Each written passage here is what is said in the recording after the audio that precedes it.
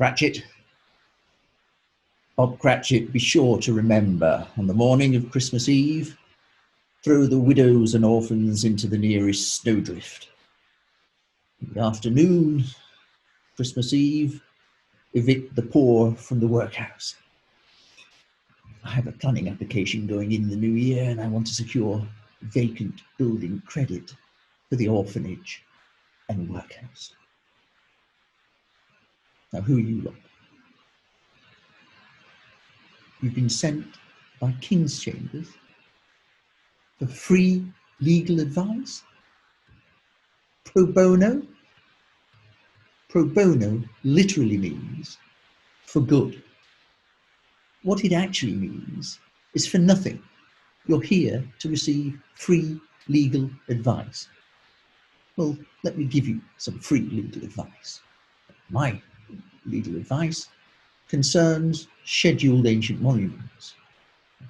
A scheduled monument is a historic site that is included in the schedule of monuments kept by the Secretary of State under the regime that is set out in the Ancient Monuments and Archaeological Areas Act 1979.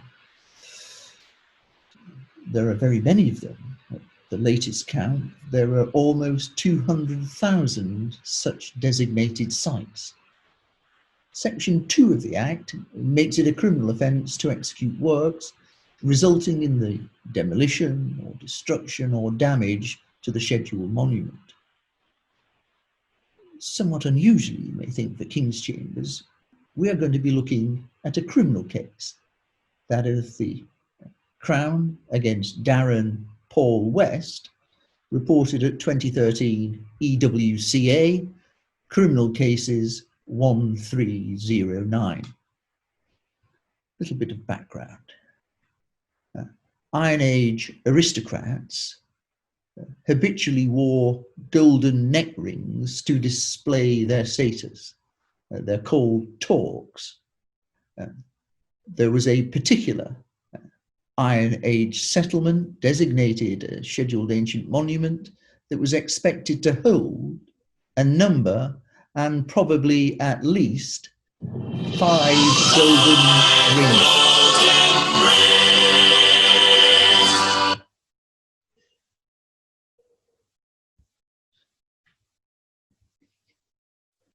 In the case of Darren Paul West, Mr. West was a pseudo-archaeologist armed with a metal detector and an accomplice who attended the scheduled ancient monument surreptitiously and then scoured it to collect artifacts.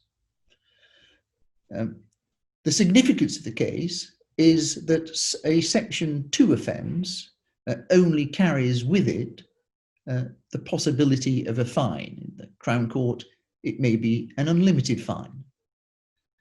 But in the West case, the Court of Appeal recognised that unlawful digging of artefacts on a protected site could cause harassment, alarm and distress, and was therefore a sufficient basis for the imposition of a antisocial behaviour order, an ASBO.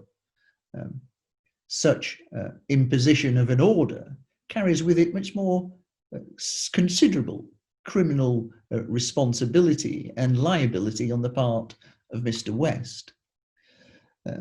You should also be aware that Heritage England, published in 2017, revised sentencing guidance specifically for what it described as heritage crime.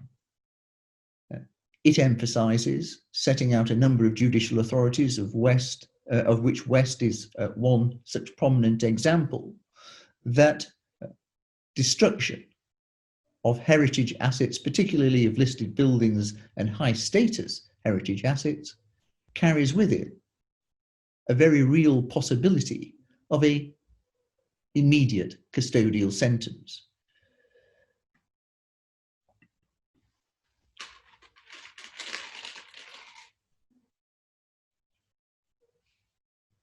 Where did this chain come from?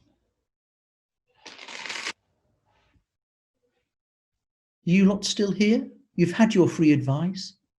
Off you go.